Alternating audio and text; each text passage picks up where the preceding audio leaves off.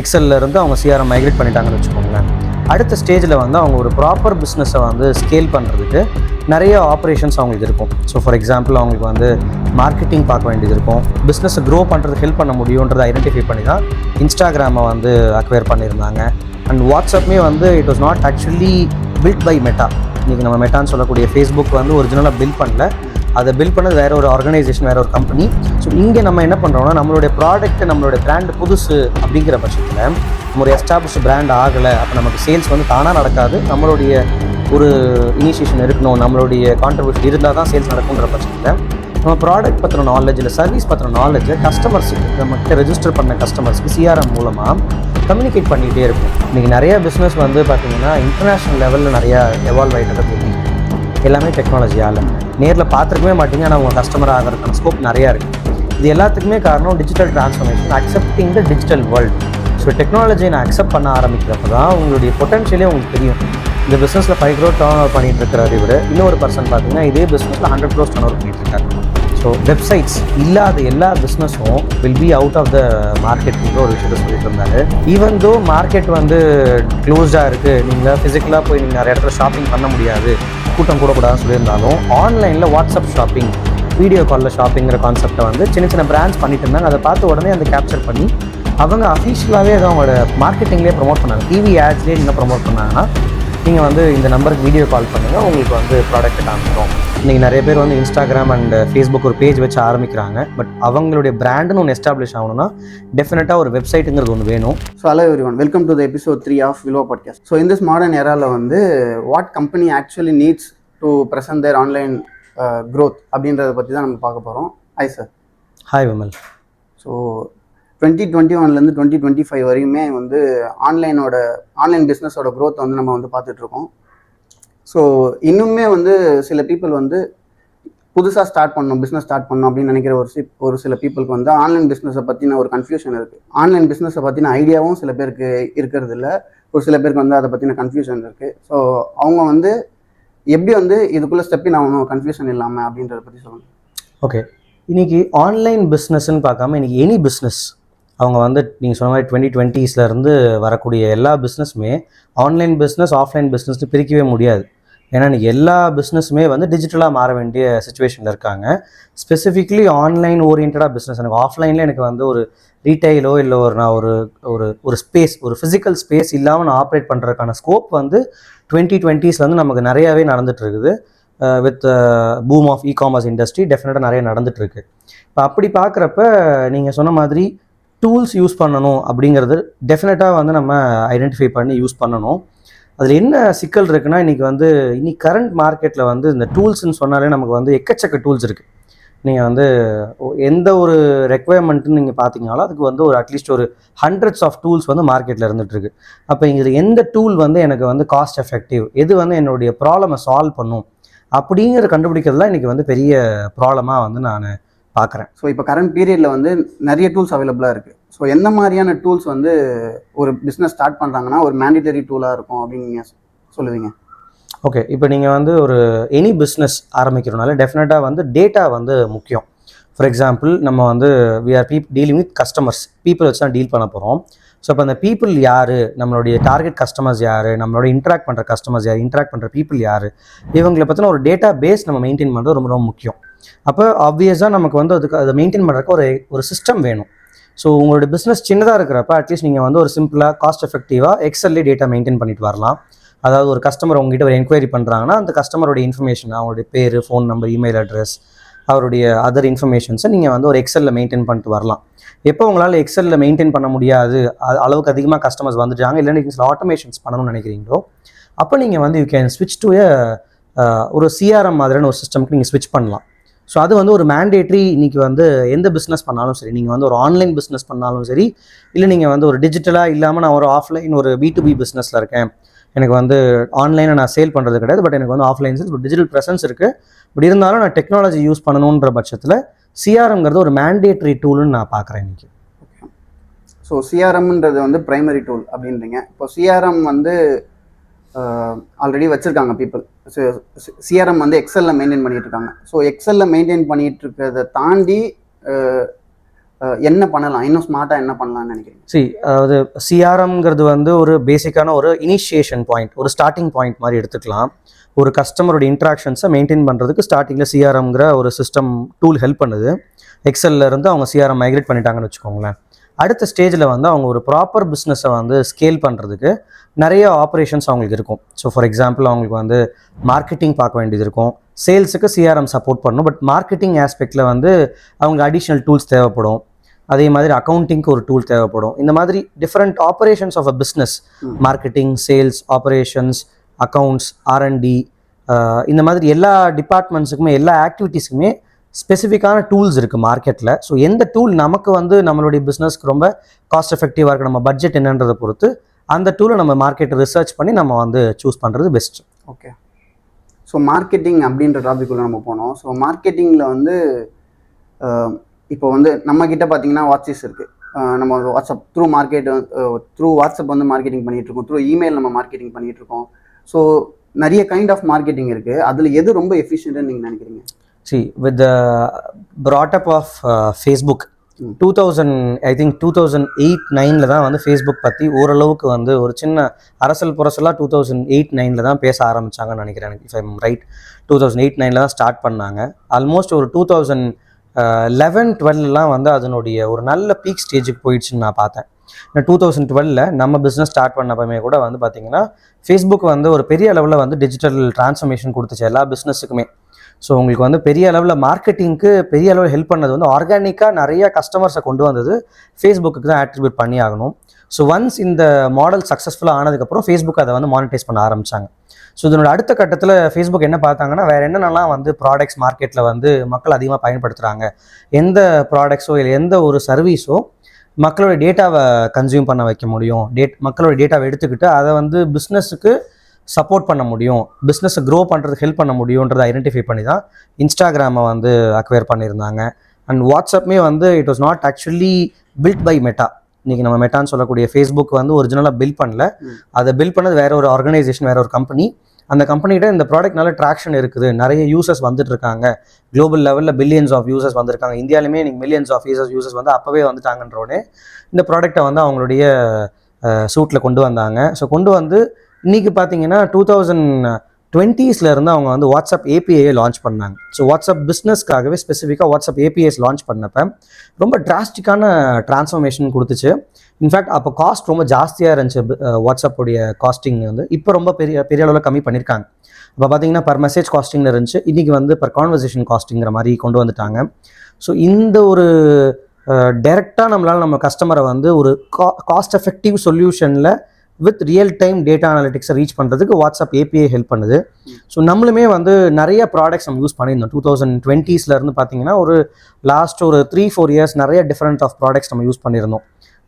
நிறைய ஃபேமஸான brands like வேட்டி, ட்விலியோ, இந்த மாதிரி இந்தியன் கம்பெனிஸ் லைக் இன்ட்ராக், அந்த மாதிரி நிறைய கம்பெனிஸ்லாம் யூஸ் பண்ணப்போ எல்லா கம்பெனிஸ்லுமே வந்து சில ஒரு ப்ரைஸிங் ஃபேக்டர் வந்து இந்தியன்ஸுக்கு எப்பவுமே வந்து ஒரு பெரிய ஒரு கஷ்டமாக இருக்கும். வேட்டி பார்த்தீங்கன்னா தேவர் சார்ஜிங் இன் டாலர்ஸ். ஸோ உங்களுக்கு வந்து இன்ஃபேக்ட் நமக்கே வந்து ஒரு ஸ்டேஜில் வந்து வேறு around spending around 20-30K per month. So அந்தளவுக்கு நமக்கு வந்து வாட்ஸ்அப்பில் வந்து ட்ராக்ஷன் இருந்துச்சு. பட் அந்த காஸ்ட் வந்து அவ்வளோ ஸ்பெண்ட் பண்ணிக்க வேண்டிய அவசியம் இல்லைன்னு நான் நினைக்கிறேன். ஸோ இன்றைக்கி நம்ம வந்து பில் பண்ணிக்க ப்ராடக்ட், நீங்கள் சொன்ன மாதிரி நம்ம வாட்ஸ்அப் ப்ராடக்ட் வந்து ரொம்ப காஸ்ட் எஃபெக்டிவாக பிஸ்னஸஸ் வந்து அவங்களுடைய கஸ்டமர்ஸை வந்து ரீச் பண்ணுறதுக்கும் மார்க்கெட்டிங் பண்ணுறதுக்காகவும் ஒரு சிஆர்எம் சிஸ்டமாகவும் யூஸ் பண்ணுறதுக்கு வாட்ஸ்அப் நம்ம டெவலப் பண்ணியிருக்கோம். நாட் ஜஸ்ட் தட், இன்றைக்கி வந்து பார்த்திங்கன்னா இன்றைக்கி வந்து ஹியூமனுடைய டிமாண்ட் வந்து பெரிய அளவில் வந்து இருந்துகிட்டு இருக்குல்ல. ஸோ ஹியூமனுடைய ஒர்க்கை வந்து நம்ம எதெல்லாம் நம்ம கம்மி பண்ண முடியும் அப்படின்னு நம்ம வந்து பார்த்துட்ருக்கோம், எதெல்லாம் ஆட்டோமேட் பண்ண முடியும்னு பார்த்துட்ருக்கோம். அப்போ முக்கியமான ஒரு ஆட்டோமேஷன் ஸ்கோப் இருக்கிறது பார்த்தீங்கன்னா வாட்ஸ்அப்புடைய சப்போர்ட் மூலமாக கம்யூனிகேஷன் ஆட்டோமேஷன்.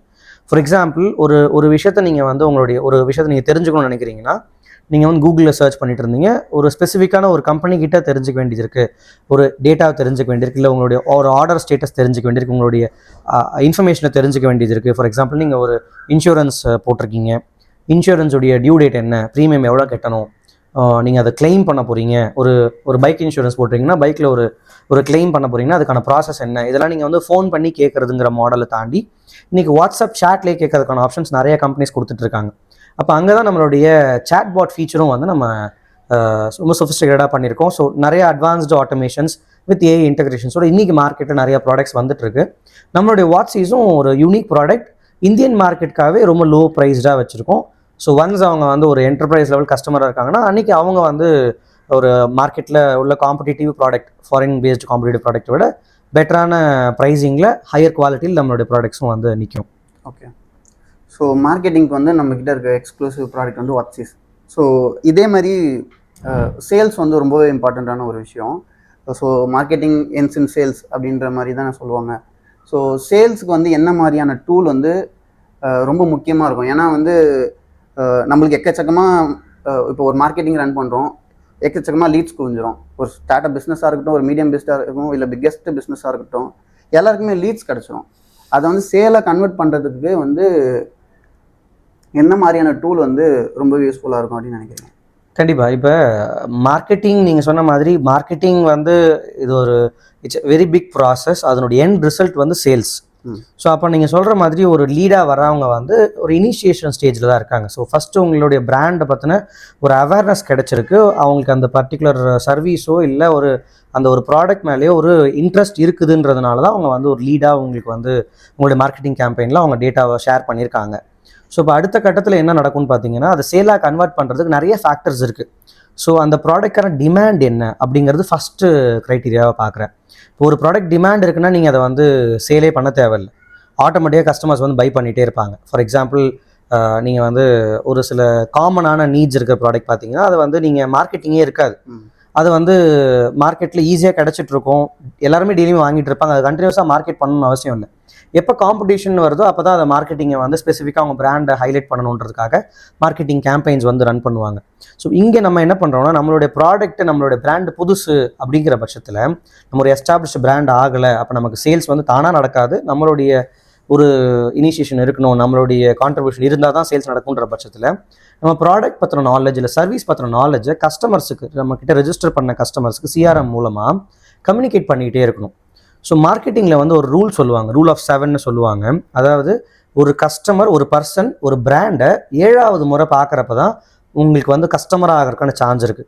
இது வந்து சில கஸ்டமர்ஸ் வந்து பார்த்தீங்கன்னா ரொம்ப அர்ஜென்ட் நீட் இருக்குன்னா மேபி 2வது பார்வையிலேயே உங்கள் ப்ராடக்ட்டை வாங்கிடுவாங்க, ப்ரொவைடட் உங்களுடைய பிராண்ட் வந்து நல்ல பொசிஷன் பண்ணி வச்சுருக்கீங்க, நல்ல ஒரு அந்த பர்டிகுலர் செக்மெண்ட் ஆஃப் கஸ்டமரை அட்ராக்ட் பண்ணுற மாதிரி உங்கள் ப்ராடக்ட் வச்சுருக்கீங்க, பிராண்ட் பண்ணியிருக்கீங்கன்னா 2வது இன்ட்ராக்ஷன்லேயே கூட வாங்கிடலாம். பட் பொதுவாக ஒரு 7 இன்ட்ராக்ஷன்ஸ் வந்துருச்சுன்னா எப்பேற்பட்ட ஒரு டஃப்பான கஸ்டமர் கூட உங்கள் ப்ராடக்ட் மேலே ஒரு கான்ஃபிடன்ஸ் வர்றதுக்கான சான்ஸ் இருக்குது. பிகாஸ் அதுதான் வந்து மார்க்கெட்டிங் சைக்காலஜியில் வரும். ஸோ 7 முறை பார்த்துட்டாங்கன்னா உங்கள் ப்ராடக்ட்டை வந்து டெஃபினட்டாக வந்து ட்ரை பண்ணுறதுக்கான சான்சஸ் நிறையா இருக்குது. ஸோ அப்போ நம்ம சிஆர்எம் சிஸ்டமில் என்ன பண்ண முடியும்னு பார்த்தீங்கன்னா, ஆட்டோமேஷன்ஸ், அதாவது நம்ம ப்ராடக்ட்டை பற்றின நாலேஜை கஸ்டமர்ஸுக்கு வந்து டிஃப்ரெண்ட் பீரியட் ஆஃப் டைமில் கண்டினியூஸாக நம்ம அவங்களுக்கு வந்து புஷ் பண்ணிகிட்டே இருப்போம். ஸோ நம்ம ப்ராடக்ட் எப்படி அவங்களுடைய ப்ராப்ளமை சால்வ் பண்ண போகுது, நம்ம ப்ராடக்ட்டோ சர்வீஸோ எப்படி அவங்களுடைய டைமை சேவ் பண்ண போகுது, அவங்களுடைய காஸ்ட்டை சேவ் பண்ண போகுது. எண்ட் ஆஃப் டே பீப்புள் வந்து 2 விஷயத்துக்காக தான் வந்து யோசிக்க போகிறாங்க. ஒன்று டைம், 2வது காஸ்ட். இந்த 2த்தையும் எப்படி நம்ம வந்து நம்மளுடைய ப்ராடக்ட்டோ சர்வீஸோ ஹெல்ப் பண்ண போகுதுன்றதை நீங்கள் சொல்லிட்டீங்கன்னா அந்த ப்ராடக்ட் சேல் ஆகிறது ரொம்ப ஈஸி. ஸோ இந்த சிஸ்டத்தை வந்து நம்மளுடைய சிஆர்எம் வந்து பார்த்துக்கும்.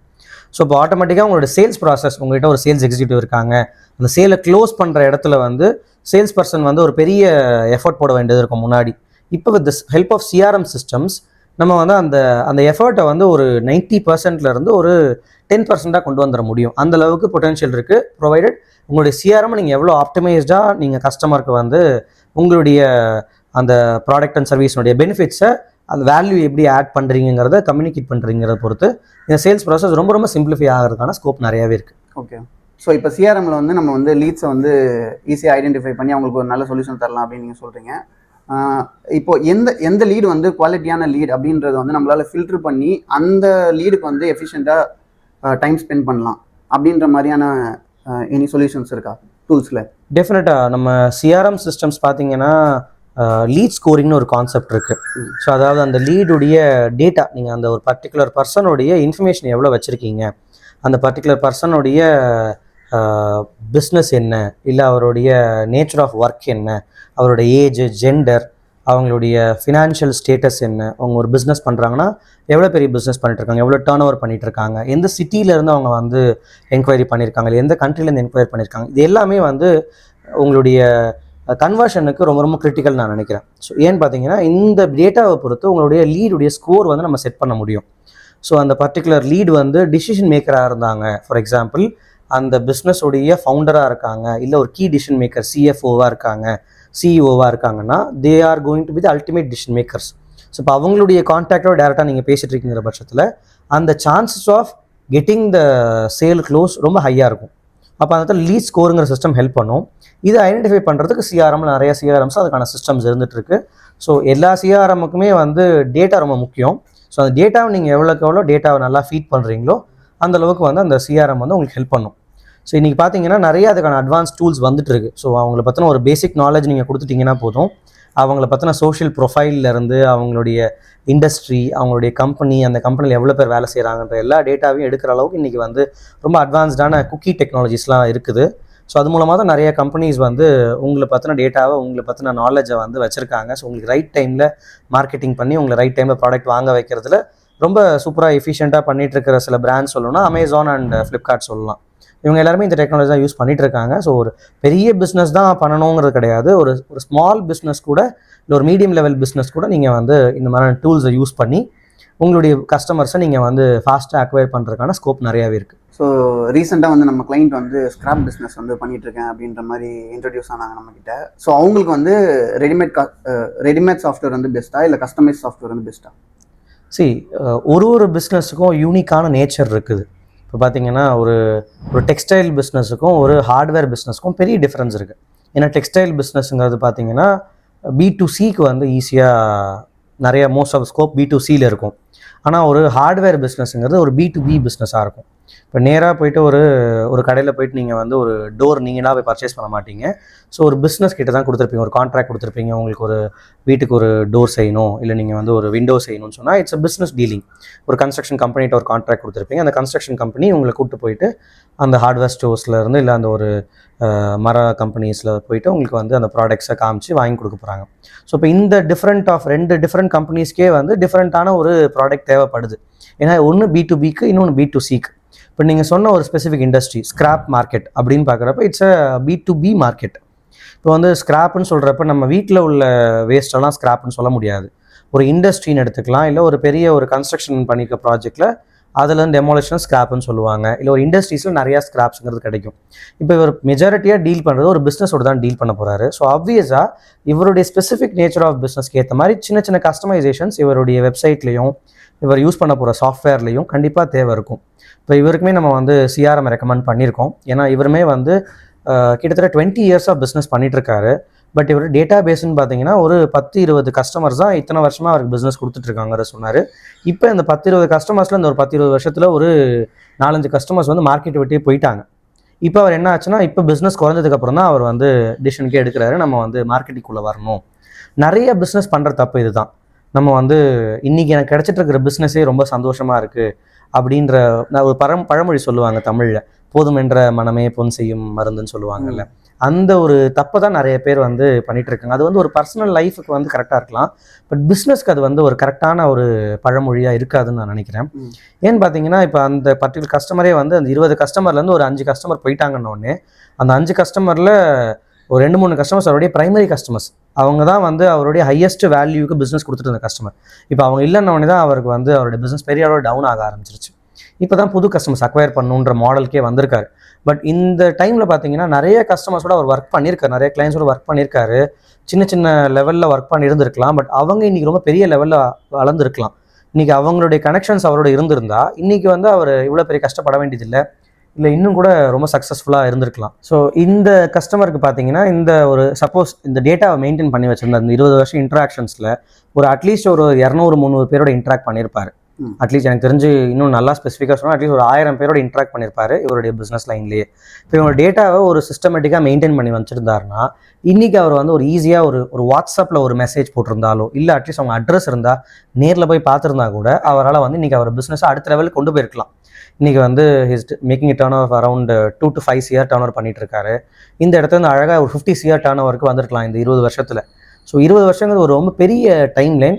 பட் டெக்னாலஜி வந்து அன்னைக்கு இல்லாமல் இருந்திருக்கலாம், 20 வருஷம் முன்னாடி ஸ்டார்ட் பண்ணப்போ இல்லாமல் இருந்திருக்கலாம். பட் 10 years பேக்கே வந்து நிறைய டெக்னாலஜி வளர்ந்துருச்சு. லாஸ்ட் 5 இயர்ஸ்லையுமே பெரிய டிராஸ்டிக்கான சேஞ்சஸ் வந்துருச்சு. வாட்ஸ்அப் ஏபிஐலாம் 5 இயர்ஸ் முன்னாடி லான்ச் ரொம்ப சக்ஸஸ்ஃபுல்லாக இருந்துட்டு இருக்கு. பட் நிறைய பேர் என்ன நினைக்கிறாங்கன்னா, ஏன் பிஸ்னஸ்க்கு டெக்னாலஜி தேவையில்லை, நான் டீல் பண்ணுற பிஸ்னஸ் வந்து ஃபேஸ் டு ஃபேஸ் தான் டீல் பண்ணும். அப்படி கிடையவே கிடையாது.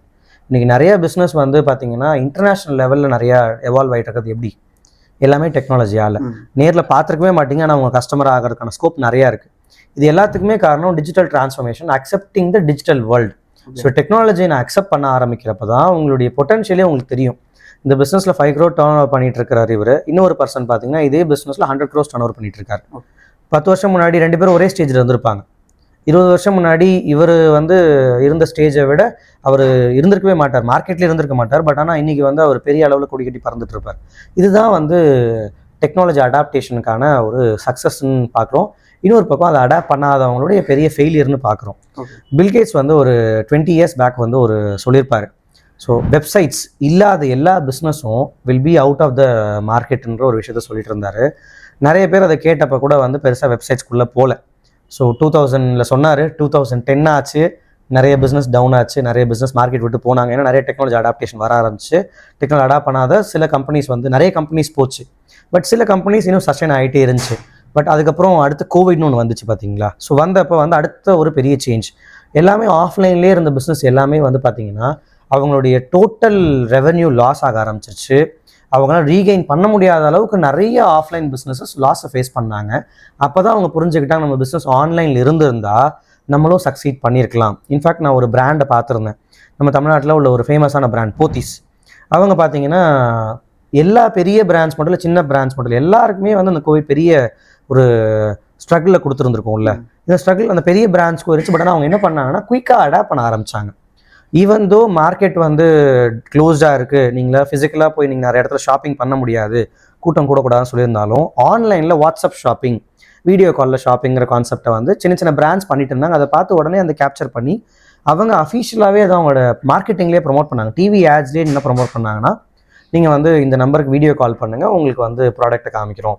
இப்போ கல்யாணம் வச்சுருப்பாங்க, கல்யாணத்துக்கு வந்து ட்ரெஸ் எடுக்க வேண்டியிருக்கும், சாரீஸ் எடுக்க வேண்டியிருக்கும். இப்போ அது எல்லாமே வந்து வீடியோ கால்லேயே பர்ச்சேஸ் பண்ணலாம் அப்படிங்கிற ஒரு கான்செப்ட் கொண்டு வந்தாங்க. அது வந்து மேபி சில டிஃபிகல்ட்டிஸ் இருந்திருக்கலாம். பட் வாங்கவே முடியாது, வெளியில் ட்ராவலே பண்ண முடியாத சுச்சுவேஷனில் கூட பிஸ்னஸ் நடத்தி காமிச்சது வந்து அவங்களுடைய சக்ஸஸ்ன்னு நான் சொல்லுவேன். இதுக்கு காரணம் டெக்னாலஜி அடாப்டேஷன். இன்னைக்கு கரண்ட் ஸ்டேஜில் பார்த்தீங்கன்னா இந்த கோவிட்லேருந்து விழிச்சுக்கிட்டவங்க பொழைச்சிக்கிட்டாங்க, விழிக்காதவங்க வந்து இன்றைக்கி மாட்டிக்கிட்டாங்க. இன்றைக்கி பார்த்தீங்கன்னா இன்றைக்கி ஸ்க்ராப் பண்ணுறவரும் வெப்சைட் பண்ணணுன்னு வராரு. ரோட்டில் ஒரு ஜிகிர்தண்டா கடை, ஒரு ரோஸ் மில்க் கடை வச்சுருக்கிறவங்க கூட இன்றைக்கி ஆன்லைனில் வெப்சைட் வச்சுருக்கணும். ஸ்விக்கி ஜொமேட்டோவில் சேல் பண்ணால் எனக்கு வந்து கமிஷன்ஸ் நிறையா கேட்குறாங்க, எனக்கு வந்து ப்ராஃபிட் இல்லை, அப்போ நான் என்னுடைய ஓன் வெப்சைட்டில் என்னோடய லோக்கல் மார்க்கெட்டுக்கு நான் ப்ரமோட் பண்ணி நான் சேல் பண்ணுறேன், என்னால் டெலிவரி பண்ண முடியும், ஸ்விக்கி கொடுக்குற கமிஷனுக்கு நான் ஒரு டெலிவரி பர்சன் வச்சு நான் வந்து டெலிவரி பண்ணால் கூட எனக்கு ப்ராஃபிட்டபிலிட்டி நிறையா இருக்குது அப்படிங்கிற அளவுக்கு நீங்கள் திங்க் பண்ண ஆரம்பிச்சிருக்காங்கிறது ஒரு நல்ல ஒரு பாசிட்டிவான நோட்டாக பார்க்குறேன். பிஸ்னஸ் எல்லாமே வந்து அடாப்ட் பண்ணிட்டு இருக்காங்க. ஸோ டெஃபினட்டாக ஃபியூச்சரில் இன்னும் நிறைய பிஸ்னஸஸ் வந்து அடாப்ட் பண்ணி டெக்னாலஜி சரியாக யூட்டிலைஸ் பண்ணி ரொம்ப சக்ஸஸ்ஃபுல்லாக க்ரோ ஆகிறதுக்கான ஸ்கோப் நிறையா இருக்குது. ஓகே. ஸோ பீப்புள் வந்து ஒரு சில டைம் வந்து எப்படி சொல்கிறது, டெக்னாலஜிக்கு வந்து அடாப்ட் ஆகாமல் அடமெண்ட்டாகவும் இருந்திருக்காங்க. ஸோ இந்த மாதிரி நம்ம ரியல் கேசஸில் நம்ம கம்பெனி ஃபேஸ் பண்ண எனி ரியல் கேசஸ் வந்து இருக்கா? இந்த மாதிரி ஃபஸ்ட்டு இன்வால்வ் ஆகும்போது வந்து எனக்கு வந்து ஆன்லைன் க்ரோத்தில் வந்து நம்பிக்கை இல்லை, டிஜிட்டல் ப்ரெசன்ஸில் வந்து நம்பிக்கை இல்லை, ஆனால் வந்து நம்ம உள்ளே கொண்டு வந்து ஆன்போர்ட் பண்ணி அதுக்கப்புறம் வந்து ஒரு க்ரோத்து அவங்களுக்கு வந்து காமிச்சிருக்கோம், ஒரு சக்ஸஸ் வந்து அவங்களுக்கு கொடுத்துருக்கோமா இதுக்கு முன்னாடி? டெஃபினட்டாக ஒரு கிளைண்ட் பார்த்தீங்கன்னா வந்து is from B2B segment, textile இண்டஸ்ட்ரியிலேருந்து தான் வந்திருந்தார். Is having a textile unit, manufacturing unit வச்சுருக்காரு. ஸோ நம்ம சென்னையில் ரெட்டில்ஸ் பக்கத்தில் ஒரு மேனுஃபேக்சரிங் யூனிட் வச்சுருக்காரு. ஸோ அவர் பார்த்தீங்கன்னா ஃபஸ்ட்டு வந்தப்போ எனக்கு வந்து ஒரு சின்ன வெப்சைட் போட்டு கொடுங்க, எனக்கு வந்து ரொம்ப சீப்பஸ்ட் காஸ்ட்டில் வெப்சைட் பண்ணி கொடுங்கன்னு சொல்லி வந்தார். ஏன் சீப்பஸ்ட் காஸ்ட் கேட்குறீங்கன்னு சொன்னப்போ, இல்லை நான் வந்து ஒரு கான்ட்ராக்டாக பேசிகிட்டு இருக்கேன், அவங்க வந்து என்னோடய வெப்சைட் இருக்கான்னு கேட்டாங்க. அந்த ரீசனுக்காக தான் அவர் வந்து வெப்சைட் போடணுன்ற மைண்ட் செட்டுக்கு வந்தார். ஸோ சரி ஓகே அவர் கேட்டாருன்னு சொல்லிட்டு நம்மளும் வந்து ஒரு லோ காஸ்ட்டில் அவருக்கு வந்து கேட்ட மாதிரி வெப்சைட் பண்ணி கொடுத்தோம். ஸோ அப்போ என்ன ஆச்சுன்னு பார்த்தீங்கன்னா, அந்த வெப்சைட்டை பார்த்துட்டு நிறைய பேர் என்கொயரி பண்ண ஆரம்பிச்சிருக்காங்க. அப்போ தான் அவருக்கு தெரியுது, ஓகே நான் இந்த விஷயத்தை முன்னாடியே பண்ணியிருந்தா நான் வந்து இன்னும் சக்ஸஸ்ஃபுல்லாக பிஸ்னஸ் பண்ணியிருக்கலாமே, இன்னும் நிறைய கஸ்டமர்ஸ் கிடச்சிட்டு இருப்பாங்களேன்னு சொல்லிட்டு திரும்ப நம்மகிட்ட அப்ரோச் பண்ணப்போ தான் நம்ம அவர்கிட்ட சஜஸ்ட் பண்ணோம். சரி நீங்கள் வந்து மேனுஃபேக்சரிங் நல்லா ஸ்ட்ராங்காக இருக்கீங்க, but why not come into marketing, இன்னும் நீங்கள் நல்லா மார்க்கெட்டிங் பண்ணி இன்னும் நீங்கள் வந்து மேபி ஒரு ப்ராடக்ட் கம்பெனியாகவும் மாறலாமே. நிறைய பிராண்ட்ஸ் வந்து பார்த்தீங்கன்னா மேனுஃபேக்சரிங் மட்டுமே பண்ணிகிட்ருக்காங்க. ஆனால் மேனுஃபேக்சரிங்கே பண்ணாமல் நிறைய பிராண்ட் ஜஸ்ட்டு வாங்கி விற்று ஒரு பேரை மட்டும் லேபிள் பண்ணி சக்ஸஸ்ஃபுல்லாக இருந்துட்டு இருக்காங்க. அதுக்கு ஒரு பெரிய எக்ஸாம்பிள் பார்த்தீங்கன்னா நீங்கள் வந்து அமேசானை எடுத்துக்கலாம். அமேசான் எடுத்துக்கிட்டிங்கன்னா இந்தியாவில் வந்து நிறைய பிராண்ட்ஸ் உருவாக்கியிருக்காங்க அவங்களுடைய பேர்லேயே. என்ன பண்ணுவாங்கன்னு பார்த்தீங்கன்னா, ஒரு நல்ல மேனுஃபேக்சர் இருந்துட்டு இருப்பார். அந்த மேனுஃபேக்சரர் வந்து வேறு பிராண்ட்ஸுக்கு செஞ்சு கொடுத்துட்டு இருப்பாரு, நல்லா சக்ஸஸ்ஃபுல்லாக இருந்துட்டு இருப்பார். அவங்ககிட்ட அமேசான் போவாங்க, போயிட்டு என்ன பண்ணுவாங்க, இந்த ப்ராடக்ட்டை நீங்கள் வந்து என்னுடைய பேரில் என்னுடைய பிராண்ட் நேமில் செஞ்சு கொடுங்கன்னு சொல்லுவாங்க. இப்போ செஞ்சு கொடுத்து அந்த ப்ராடக்ட்டும் சக்ஸஸ் ஆகுது. பட் இந்த மேனுஃபேக்சரர் வந்து அதே பொசிஷனில் இருக்கார். அவருடைய வால்யூம் இன்க்ரீஸ் ஆகிருக்கு, ப்ராஃபிட்டபிலிட்டி கொஞ்சம் இன்க்ரீஸ் ஆகிருக்கு. பட் ஆனால் அவர் வந்து திரும்பவும் ஒரு வெளியில் தெரியாத ஒரு பிராண்டாக ஒரு கம்பெனியாக மட்டும் தான் இருந்துட்டு இருக்காரே தவிர ஒரு பிராண்டாகவே இல்லை. ஆனால் இவர்கிட்ட இருந்து வாங்கி விற்கிறவங்க எல்லாம் பிராண்ட் ஆகிட்டாங்க, ரொம்ப சக்ஸஸ்ஃபுல்லாக ஆகிட்டு இருக்காங்க. அப்போ தான் வந்து நாங்கள் சஜஸ்ட் பண்ணோம், நீங்கள் வந்து why not create a brand. So இந்த கம்பெனி பார்த்தீங்கன்னா அந்த டிவி கம்பெனி சொல்லியிருந்தால, இந்த அமேசான் கிட்ட போன அந்த டிவி கம்பெனியுமே வந்து பார்த்தீங்கன்னா ஒரு ஸ்டேஜ்க்கு அப்புறம் அவங்களுடைய பிராண்டில் டிவியை லான்ச் பண்ண ஆரம்பித்தாங்க. It was very big success. ஏன்னா டேரெக்டாக அவங்க வந்து மேனுஃபேக்சரராக இருக்கனால அவங்க கஸ்டமருக்கு விற்கிறப்ப பெட்டர் ரேட்ஸ் கொடுத்தாங்க. கஸ்டமர் ரொம்ப கம்மியான ரேட்டில் கொடுத்தனால கஸ்டமரும் நல்லா ப்ராஃபிட்டாக வாங்கினாங்க. அவங்களுக்கு ஒரு பெரிய ப்ராஃபிட்டபிலிட்டி இருந்துச்சு. ஸோ இதை தான் நாங்கள் வந்து அவருக்கு எக்ஸாம்பிளாக சொல்லி அவருமே வந்து டைரக்ட் டு கஸ்டமருக்காக ஒரு வெப்சைட் பண்ணி கொடுத்தோம். ஸோ டெக்ஸ்டைலில் அவர் வந்து எப்போல்லாம் அவருக்கு வந்து பிஸியாக இருக்காங்களோ அந்த நேரத்தை தவிர மற்ற நேரம் அதாவது 2-3 மெஷின்ஸ் வந்து ஃப்ரீயாக இருக்குன்னா அதில் சின்ன சின்னதாக ஸ்டார்ட் பண்ணார்.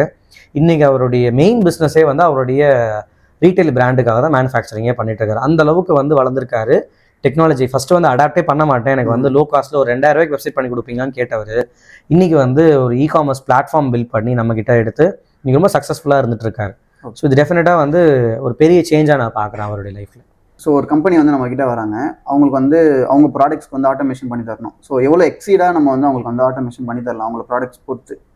ஸோ இன்றைக்கி வந்து ஆட்டோமேஷனுங்கிறது வந்து பிஸ்னஸ் டு பிஸ்னஸ் வேரி ஆகும். ஒரு மேனுஃபேக்சரிங் பிஸ்னஸில் இருக்கிறவங்களுடைய சிஸ்டமில் ஆட்டோமேஷன் பண்ண முடியுமான்னு கேட்டிங்கன்னா, அவங்களுடைய ஃபிசிக்கல் ப்ராசஸ் ஆட்டோமேஷன் பண்ணுறதுக்கு நம்மளால் சொல்யூஷன் கொடுக்க முடியாது வித் ஏஐ. ஸோ பண்ணலாம், பட் அது வந்து ரொம்ப அட்வான்ஸ்டாக இருக்கும், ரொம்ப காஸ்ட்லியாக இருக்கும். பட் இன்றைக்கி நம்ம வந்து ஒரு சாஃப்ட்வேர் லெவலில் நிறைய ஆட்டோமேஷன்ஸ் பண்ண முடியும். அதாவது ஒரு டெக்ஸ்டைல் கம்பெனி, ஒரு மேனுஃபேக்சரிங் கம்பெனியாக இருந்தால் கூட அவங்களுக்குமே வந்து மற்ற ஆப்ரேஷன்ஸ் வந்து ஒரு ஆன்லைன் பேஸ்டாக இருக்கும், இல்லை ஒரு சாஃப்ட்வேர் பேஸ்டாக இருக்கும். அதில் நிறைய ஆட்டோமேஷன்ஸ் இன்றைக்கி பண்ண முடியும். இன்றைக்கி உங்களுக்கு ஒரு சின்ன எக்ஸாம்பிள் சொல்லணும்னு பார்த்தீங்கன்னா, நீங்கள் மேனுஃபேக்சரிங் தாண்டி அதுக்கான ஐடி என்விரான்மெண்ட் நிறையா இருக்குதுங்கள. ஸோ அதாவது marketing, sales, accounting and R&D and data management, analytics, இந்த எல்லா டிபார்ட்மெண்ட்ஸ்லையுமே வந்து நம்மளால் ஆட்டோமேஷனை கொண்டு வர முடியும். இன்ஃபேக்ட் ஒரு கம்பெனி மேனுஃபேக்சரிங்கில் வந்து ஒரு 10% ஆஃப் எம்ப்ளாயிஸ் வச்சுருக்காங்க, இல்லை ஒரு 30% ஆஃப் எம்ப்ளாயிஸ் வச்சுருக்காங்க, ஒரு 40% ஆஃப் எம்ப்ளாயிஸ் வந்து சேல்ஸில் இருக்காங்க, இன்னும் ஒரு 20% 30% ஆஃப் எம்ப்ளாயிஸ் வந்து மற்ற டிபார்ட்மெண்ட்ஸில் இருக்காங்கன்னா, நீங்கள் வந்து சேல்ஸ்லேருந்து ஒரு 10 to 20% கட் டவுன் பண்ண முடியும். அதே மாதிரி மற்ற டிபார்ட்மெண்ட்டில் இருக்க 30%லேருந்து அட்லீஸ்ட் நீங்கள் வந்து ஒரு 20% ஆஃப் எம்ப்ளாயிஸை கட் டவுன் பண்ண முடியும். அந்த அளவுக்கு உங்களுக்கு வந்து மார்க்கெட்டிங் சைடில் இருந்தும் ஆப்ரேஷன் சைடில் இருந்தும் ஆட்டோமேஷன்ஸ்க்கான நிறைய ஸ்கோப் இருக்குது. இன்ஃபேக்ட் இன்றைக்கி வந்து நீங்கள் வந்து ஒரு சில எங்கெங்கெல்லாம் ப்ராசஸ் ரிப்பீட்டபிளாக இருக்கும், ஃபார் எக்ஸாம்பிள் அக்கௌண்டிங் ப்ராசஸ் நிறைய ரிப்பீட்டபிளாக இருக்கும். அப்போ அக்கௌண்டிங் டீமில் டேட்டா என்ட்ரிங்கிற ஒரு விஷயமே வந்து இன்றைக்கி தேவையில்லாத அளவுக்கு ஆகிட்டுருக்கு. இன்றைக்கி வந்து அதிகமாக ஹியூமன்ஸ் வந்து கஷ்டப்படுற விஷயமே டேட்டா என்ட்ரியாக தான் இருக்கும். அக்கௌண்டிங் உள்ள ஒரு சாதாரண பர்சனாக இருப்பாங்க, டேட்டா என்ட்ரி போடுறது தான் அவங்க வேலையாக இருக்கும். டெஃபினட்டாக அவங்களுடைய ஜாப் வந்து ரீப்ளேஸ் பண்ணப்படும் ஏஐயால். அந்த மாதிரி எதெல்லாம் ரிப்பீட்டடான இருக்கக்கூடிய விஷயங்கள் இருக்குது, ரொம்ப உங்களுடைய நாலேஜ் சொஃபிஸ்டிகேட்டட் நாலேஜாக இருக்குது, எக்ஸ்பர்ட் நாலேஜாக இருக்குன்னா உங்களை ரீப்ளேஸ் பண்ண முடியாது. பட் ஒரு ஆவரேஜான ஒரு ஒர்க்கிங் பர்சனை வந்து ஈஸியாக ரீப்ளேஸ் பண்ண முடியும் டெக்னாலஜியால். ஃபார் எக்ஸாம்பிள் ஒரு சப்போர்ட் எக்ஸிக்யூட்டிவ் இருக்கார், கஸ்டமர் சப்போர்ட்டில் இருக்கார், இல்லை ஒரு மார்க்கெட்டிங் பர்சனாக இருக்காருன்னா, மார்க்கெட்டிங் டீமில் ஒரு 20-30 பேர் இருந்த இடத்துல அந்த கம்பெனி 10 பேர் வச்சு மார்க்கெட்டிங் ஹேண்டில் பண்ண முடியும். முன்னாடி வந்து ஒரு வீடியோ எடிட்டிங் பண்ணணும், இல்லை வந்து ஒரு மார்க்கெட்டிங் கேம்பெயின் பண்ணணும்னா அதுக்கு வந்து ஒரு 5 பேர் 6 பேர் டீம் இருந்தாங்கன்னா அந்த டீம் இன்றைக்கி 2 பேர் போதும் அந்த பர்டிகுலர் ஆக்டிவிட்டி எக்ஸிக்யூட் பண்ண முடியும். அந்த அளவுக்கு வந்து ஆட்டோமேஷன் வந்து ஹெல்ப் பண்ணும். நீங்கள் சொன்ன மாதிரி ஃபுல் ஆட்டோமேஷன்ஸ் பண்ண முடியாமல் இருக்கலாம், பட் நம்ம வந்து ஒரு 90% ஆஃப் ஒர்க்கை நம்ம ஆட்டோமேட் பண்ணிவிட்டு ஃபைனல் ஸ்டேஜை நம்ம வந்து நம்மளுடைய வேலிடேஷனுக்காகவும் வெரிஃபிகேஷனுக்காகவும் விடலாம். அந்த மாதிரி நம்ம வந்து ஆட்டோமேட் பண்ணுறது எப்போவுமே நல்லது. 100% ஆட்டோமேஷனுங்கிறது வந்து ப்ராக்டிக்கலாக பாசிபிள், பட் அது வந்து ரெக்கமெண்ட் பண்ண மாட்டோம். ஏன்னு பார்த்தீங்கன்னா, நம்ம ஆட்டோமேஷன் பண்ணக்கூடிய விஷயங்கள் வந்து மேபி அது வந்து ரிஸ்க்கை க்ரியேட் பண்ணலாம். ஃபார் எக்ஸாம்பிள் அது வந்து ஒரு ஃபினான்ஷியல் லாஸ் அந்த கம்பெனிக்கு ஏற்படுத்தலாம், ஒரு தவறான விஷயம் வந்து வெளியில் போய் சேர்ந்துடலாம். ஸோ இதை நம்ம வேலிடேட் பண்ணுறது கண்டிப்பாக ஒரு ஹியூமன் தேவை. ஸோ 90% வரைக்கும் நம்ம ஆட்டோமேஷனை பயன்படுத்திக்கலாம். 10% கண்டிப்பாக நம்ம ஹியூமனுடைய ஒரு மேற்பார்வை இருக்கணுன்றது நிச்சயமாக தேவை. ஓகே.